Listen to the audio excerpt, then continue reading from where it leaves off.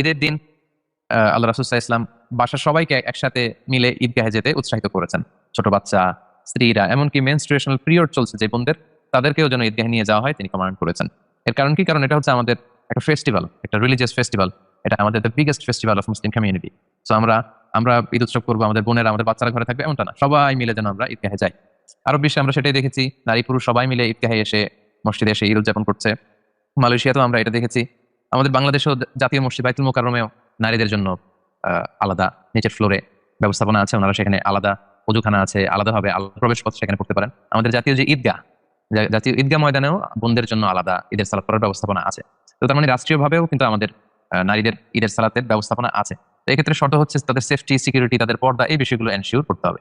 এগুলো যদি এনশিওর করা যায়, তাদের ঈদগাহে বা মসজিদে যাবে, প্রবেশ পথ ভিন্ন, তাদের ওযুখানা ভিন্ন, তাদের সেফটি, সিকিউরিটি, তাদের হেজাব, এগুলো যদি এনশিওর করা যায়, আমাদের অন্যান্য জেলাতেও আমরা আস্তে আস্তে চাইলে কিন্তু এটা পালন করতে পারি।